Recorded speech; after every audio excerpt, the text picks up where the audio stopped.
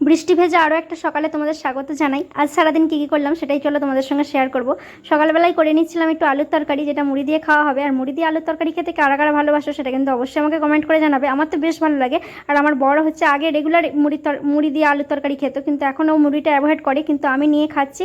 ওরও বেশ একটু খেতে ইচ্ছে যাচ্ছিলো, ও বলছিল বেশি করে একটু মুড়ি মাখাও, আমিও তোমার সঙ্গে একটু খাবো। আমি বললাম ঠিক আছে, কোনো ব্যাপার না। মা ওকে পয়সা দিয়েছিল মাংস আনার জন্য, ও বাজার থেকে মাংসটা কিনে নিয়ে এসেছে। শুধু আজকে মাংস হবে আর ভাত হবে, আর কিচ্ছু হবে না। কোনো মাংস দিয়ে মেটে খেতে কিন্তু আমি বেশ ভালোবাসি। তোমরা কারা কারা মেটে খেতে ভালোবাসো অবশ্যই কিন্তু কমেন্ট করে জানাবে। আর মাংসের আলুগুলো একটু লাল লাল করে না ভাজলে মাংস কিন্তু একদম ভালো লাগে না। আর এদিকে ভাতটাও বসিয়ে দিয়েছি, আর একদিকে মাংসটা বসিয়ে দিয়েছি। আজকে সে মাংস আর ভাত হবে। মাংস ভাত হলে আর কিছু কিন্তু চাই না, তাই না? আজকের মাংসটা খুব বেশি ঝোল করবো না, হালকা ঝোল রাখবো, কারণ প্রতিবারই ঝোল ঝোল খাওয়া হয়।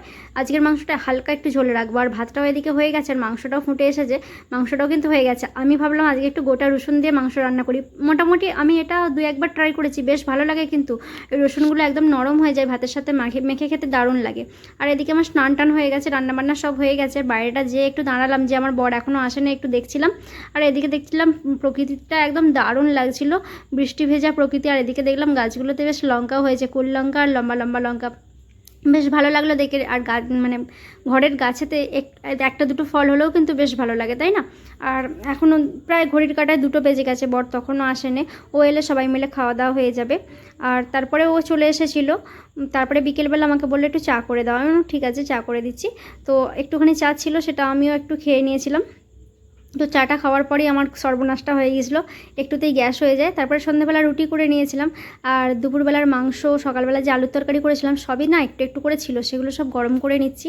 আর রাত্রে কিছু হবে না, বেশিরভাগ দিনই এটাই হয়, দুপুরবেলার তরকারি থেকে যায়, সেগুলো রাতে গরম করে নিয়ে খাওয়া হয়ে যায়, আর এক্সট্রা করে করতে হয় না। তো এখানে মাংসটা গরম করা হয়ে গেছে, ওদিকে আলুর তরকারিটাও গরম করে নিচ্ছি। আর বাইরে দেখলাম যাই হোক বৃষ্টিটা একটু থেমেছে, দেখে একটু ভালো লাগলো, যে মানে একদম ভালো লাগছিল না। আর অনেক দিন হয়ে গেলে না কোনো জিনিসটাই মানে নেওয়া যায় না, গরমটাও যেমন আর বৃষ্টিটাও যেমন। তবে গরমটা মানে মনে হয় যেন না থাকলেই ভালো হয়। আর এখানে সন্ধ্যাবেলা দেখলাম কৌস্তব এসে পড়ালেখা করছে। দাদাটা কেমন লেখাপড়া করছে দেখেছো? বাপরে, ও ভদ্রতা ভদ্রতা দেখাচ্ছে, তো ভদ্র ছেলেটা বলো। দাদার মতো দুষ্টু মেয়ে না, আমি ভালো মেয়ে, আমি লক্ষ্মী মেয়ে। দাদাটা বদমাইশ। বাপরে, দেখেছিস কেমন চেঁচাচ্ছে? দেখেছো কেমন চেঁচাচ্ছে দাদাটা? যাই হোক, ওদেরকে নিয়ে সন্ধ্যাবেলাটা কাটলো। আর আজকের ভিডিওটা কেমন লাগলো অবশ্যই কিন্তু তোমরা কমেন্ট করে জানাবে। আর তোমরা আমার ভিডিওগুলো কেমন এনজয় করছো সেটাও কিন্তু কমেন্ট করে জানাবে। আর যারা ফেসবুক থেকে দেখছো অবশ্যই কিন্তু তোমাকে ফলো করে পাশে থাকবে। আর যারা ইউটিউব থেকে দেখছো তারা সাবস্ক্রাইব করে পাশে থাকবে। চলো টাটা।